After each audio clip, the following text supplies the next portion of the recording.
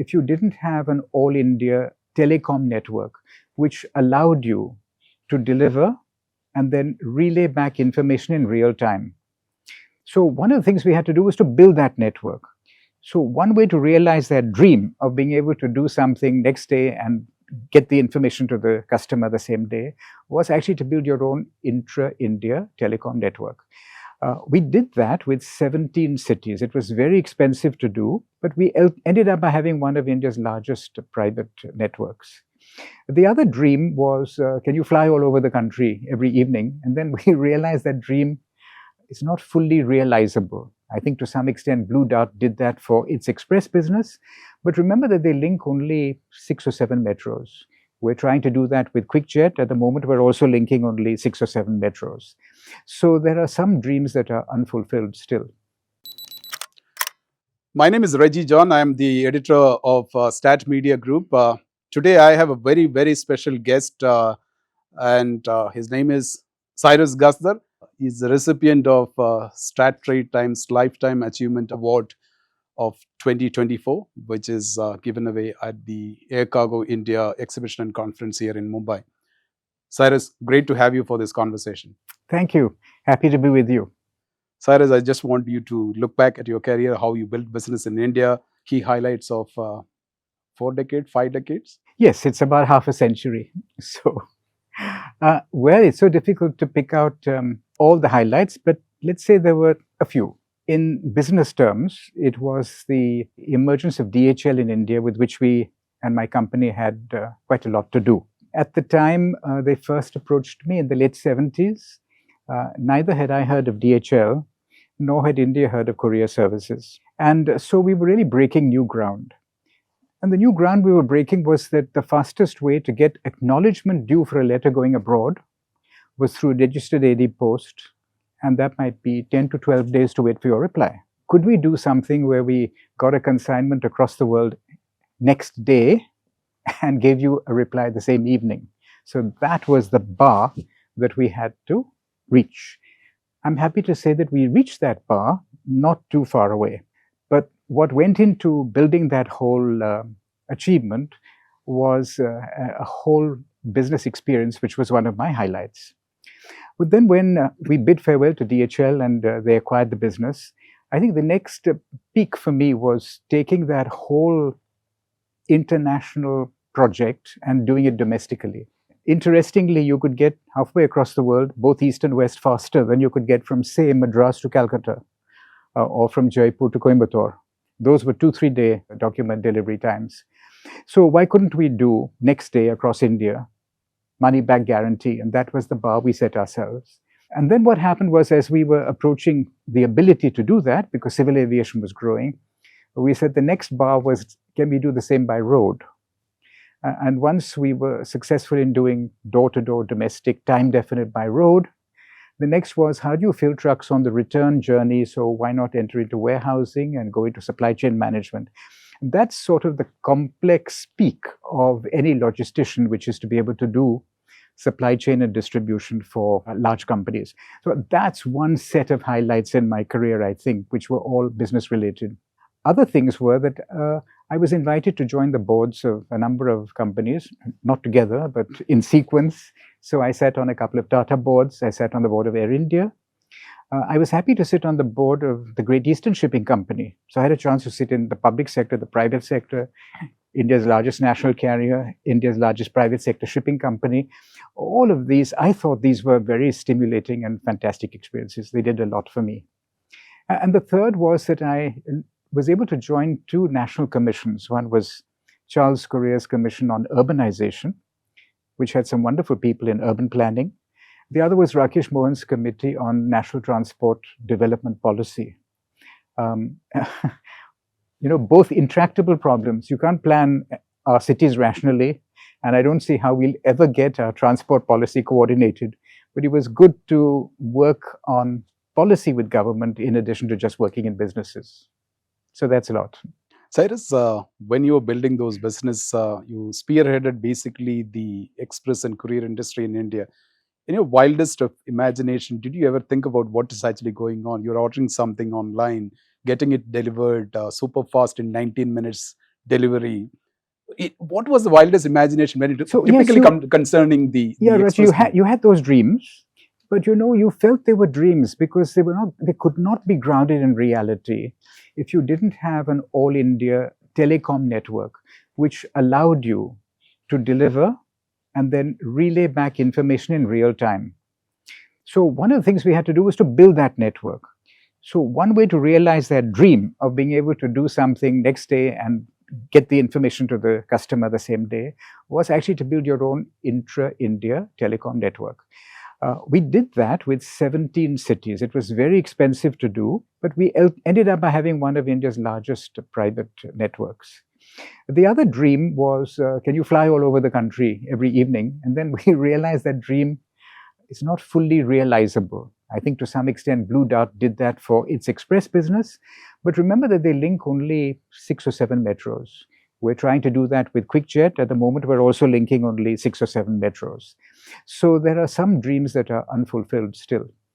The comments that you made right now actually echoes what Fred Smith of FedEx actually said about as the packet moves, the information has to move. You're talking about an year or a decade when owning a land phone was considered a luxury and it had its own. It's like winning a lottery. For you, when you were building the business, what was the biggest challenge for you? Was that raising capital or was that regulation? What was then the biggest challenge for you? So, I was building, I don't want to be arrogant and say I was building businesses. The company was doing interesting things in business development.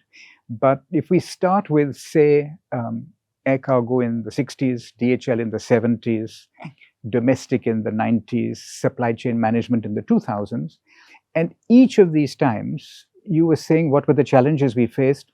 Almost all of them faced, I think, physical infrastructure challenges.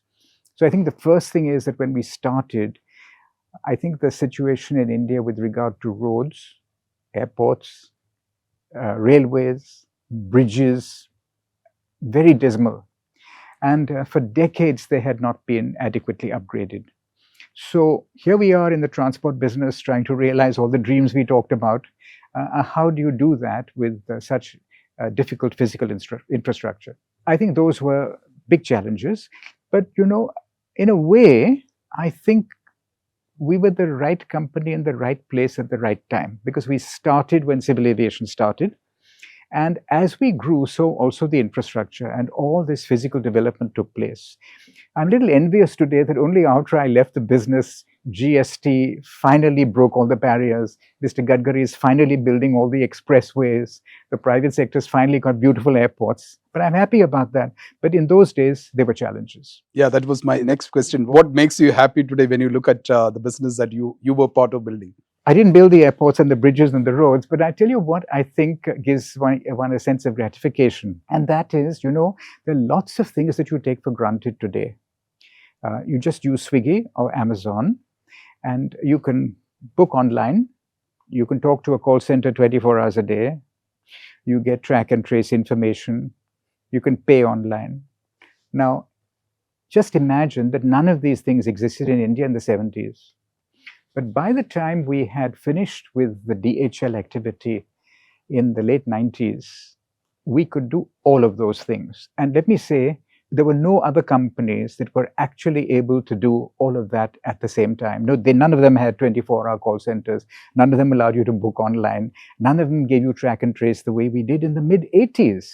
And we could give you track and trace in the 80s because we had our own leased line network. We were one of the first VPNs, if you like, in the country. I think there we are. We were able to do things which have now become routine. And so I'm sure those first cardiac surgeons who did bypasses felt really great. But now cardiac surgery is routine. I think the same thing when we introduced our first computer in the office. Actually, the office in which we introduced the first computer, the manager says, I don't like air conditioning because we had to air condition. I said, what's the matter with you? And he said, no, I only want to breathe fresh air. So we had to put him near the window and keep the window open and put the computer inside and switch the air conditioning on. We dealt with all of these funny issues, but now air conditioning, computers, track and trace, all taken for granted, all done 25 years ago by our company. And then we were struggling. Now I'm happy to see it's everywhere. Is there anything in the last 5 decades, half a century, that still has not changed, which you want to see a change? Still has not changed. Yeah, I think so. I don't think it's so much physical now. I think the physical infrastructure is being attended to. I think it's the mindset. So, two types of problems. One is at the highest levels in India, despite our Prime Minister being a great ambassador for us in all respects all over the world, the bureaucracy as a whole and the government is not entirely private sector and free market oriented, and clearly not looking internationally to connect India with the rest of the world. We're imposing tariffs now on import of items. We still have difficulties in customs regulations. We still have a good deal of litigation with the government on all issues. Every country that wants to increase FDI in India just says, for God's sake, simplify things. If you ask them what you need to simplify, it's a long list. Now, why hasn't this happened so far? I think it's a question of we're not ready to take the plunge to embrace the external world. I'll give you an example.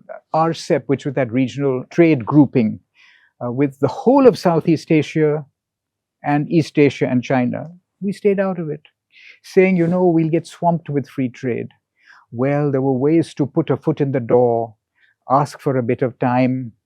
We'll get drowned with New Zealand milk, with Australian butter. Yeah, but you can soon export Indian milk, probably to New Zealand. So when you open yourself to the outside world, you become far more efficient. And somehow I feel that we are still relatively lacking in productivity because we have not embraced the external world adequately. Cyrus, you have not really taken your foot off the pedal accelerator in terms of new ways of doing business. Your current engagement with Quikjet. Tell us about what is the level of engagement that you have with the company, and what's the vision that you have for Quikjet? So Quikjet is a relatively recent venture for me, although it's quite a long-established airline. I think it was initially incorporated in 2008, but at that time by 3 blue-chip institutional investors who were ILFS, Tata Capital, and IDFC. Our involvement is that when the 3 institutions exited, AFL acquired their shares. So we became 100% owner of the company. And because we are not aviators and we're not skilled in running airlines, we decided to tie up with a highly competent professional company who actually runs air cargo operations and has among its customers what we think are the potential great customers of India. And that would have been Amazon, FedEx, DHL, UPS. And these are all currently the customers of my joint venture partner, ASL, in Europe. And so this tie-up is recent, and we've been flying for only about 13 months. But it's the beginning. I think we're here to stay. And I think it's going to be a very interesting airline, but it's not going to have explosive growth. That's something you can possibly think of doing in passenger business today, because you're experiencing explosive growth in passengers. But it's not something you could necessarily do with starting with domestic cargo or even international cargo. The markets are utterly different. The cargo market is not as deep. It can't afford to pay the fully allocated freight cost of flying a unit of cargo in a freighter as opposed to flying a unit of cargo in the belly of a passenger aircraft, where the passenger aircraft doesn't even consider that to be an additional cost. So I think we have to make a steady beginning, but we've done, I think, well with Amazon to begin with. We have exceptional on-time performance with them, puts all the other civil aviation characters to shame in the country. And we hope to keep that up. But what is your larger vision for Quikjet? I think there is a larger vision. That larger vision would be not only to add customers in India, and there are not many customers to add of the size and heft of Amazon. That is to say, the ability to ship large volumes of cargo night after night across the country and have sufficient margin in your profit to be able to pay and afford the freighter airfare. I think that larger vision is to connect India to the outside world. And here there is actually a demand. It's not always fully met. You must have seen that there are plenty of freighter operations going to and from China. Increasingly, India is going to be a large exporter to Africa. We will continue to buy high-tech products from the West, including now our defense industry is growing. We can't import the tanks, but we will import all the components that the private sector is being encouraged to make for the public sector defense companies. I think in a way, the opportunities are unlimited. And right time again, India's just expanding in this particular area. And so on the high-tech side, and it's the high-tech cargo that can afford to pay air freight rates. Cyrus, we have different models of freighter operations within India. Blue Dart has its own wave, its own business models. You operate for Amazon. There are other private operators with single aircraft. Freighter economics in a current scenario in terms of your unit cost, in terms of your falling yields, freight rates on the decline. What are the other options for you? Will you continue to operate a set of freighters for Amazon, or you will also look at other business models? I think at the moment, because in a sense we're launching the Quikjet service, I think that's going to occupy us full time. Where it will take us, I can't quite say, but I think that an associated aspect of doing civil aviation in India is to maybe look at doing airport-related infrastructure. So Amazon has huge warehouses all over the country. Why can't we build or go back to building airport-related warehouses, which is what we did 25 years ago for DHL? Blue Dart have their warehouses. I think that's a great facilitator for the air cargo business. It's a bit like if you are in the shipping business, you probably want to have a terminal of your own at the port. So that might be one area of expansion. Something like a container freight stations, air freight station. But air freight station, Cyrus, has not been really a successful venture in India. Yes, I'll tell you why. It's all tied up with the customs, really. If they allowed the private sector party to become in lieu of customs, the ability to accept customs documents, to be able to approve, to be able to assess duty, to be able to collect and pay, it would all take off. But if you're going to have a situation where the CFS in an inland CFS, say Delhi, for example, wanting to move goods to Navasheva port or to Mundra, first of all, you've got to clear customs there. And it's becoming easier and easier, but it's not a cakewalk. Secondly, you've got to transship to Concor and get on the railways. And there are all sorts of issues there. Transit times are not as fast as they should be. They're getting better. There are all sorts of intermodal areas of friction. So that hasn't yet quite taken off. But nonetheless, I think it's an important step in the right direction. The Bombay freight station, they put it at a location which nobody is readily going to be able to access. There was something also came up in Chennai. Yes. So I think location, formalities and procedures, manning and skilling, all of these need to be brought together.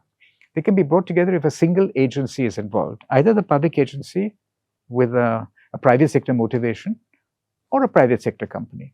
I think you can see how privatization of the airports led to such a great difference in the customer experience. Okay, that leads me to the next question. You were on the board of Air India, and you've seen the 92-year-old Air India is young again. It's got rebranded itself. It is going through a transformation. What are the thoughts that are coming into your mind as you see a new Air India? Oh, you'll see a new Air India without a doubt. I don't think there's a shadow of doubt about that. I think the question is how long it will take. So I don't think Air India was under any illusions, or Tatas were under any illusions when they acquired Air India, that it would be a long haul. So first of all, I think that they've inherited an aged, uneconomical, and unreliable fleet of aircraft. So they have to, through a process of upgradation, replace the aircraft. Unfortunately, aircraft are not easily available today. Even that first batch of A350s that have come, which is meant for somebody else. Yes, it was meant for another party whom we would not have regarded as being the epitome of business class cabin design. You inherited it just as well, though, that you now have a newer aircraft flying non-stop to America than the 20-year-old 777s, which are giving a lot of trouble. So that's it, number one. Number two, it's going to take time to replace the fleet. Number three, it's going to take time to integrate the domestic part of the operation with your 3 airlines, Express, Vistara, Air India, and AirAsia. It's going to take time to integrate your international operations with Vistara and Air India. So there's a lot of work to be done over there. At the same time, Air India is still overmanned, and the working culture has not been the best. You have to give them time to do a transformation like this. It's a very major transformation across many fronts, but I think they will do it. And one of the reasons why I have confidence that they will do it, two of the reasons, is that Tata have no lack of highly competent management people. And number two, at the moment, they have no lack of funding. So what would you say? To get Air India back on its feet, you might want to put $1.5 billion a year for the next 5 years, maybe more. Can anybody do that? Well, Tatas can do that. So that's part of routine capex for them across Tata Steel, Tata Power, and all these other companies. So they will get there, and I feel happy that I don't know if I'll be if I'll be around at that time, but I'm sure they'll get there. You will surely be around. I was talking to somebody at Air India and said that, like, we are sitting on the top floor and we are trying to rebuild the foundation. So that's what is going on in Air India right now. That's true, but I think they know how to do it. So they're setting about it. I think the trouble is that the public had the belief that Tatas would come in and wave a magic wand, and suddenly the food would get better, the service would be good. But you can't do that with old aircraft.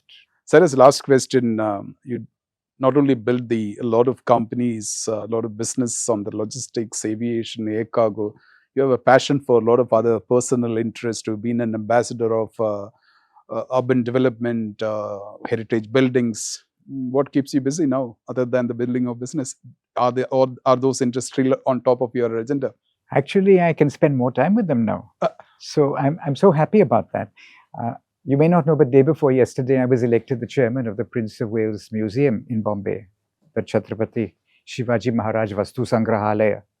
It's one of the foremost museums in the country. I think that and there's a lot to do over there. It has an incredible collection going back to the Indus Valley, 2nd millennium BC, 2,500 years ago, all the way up to modern and contemporary art, with everything in between: Hindu, Buddhist, Jain sculpture, Rajasthani miniatures, coins, textiles, Chinese snuff boxes, and Maratha swords and arms and shields.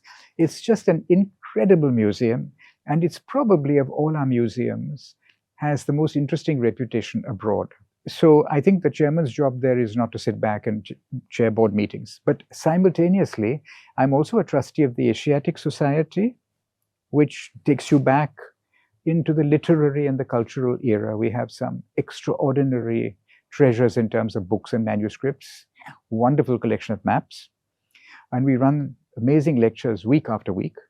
And then there's the Urban Design Research Institute, UDRI, where we're up to our ears in trying to work our way through how to save this city from going to the dogs, in the sense of the fact that urban planning seems to have lost its rationale in this mad rush to do redevelopment.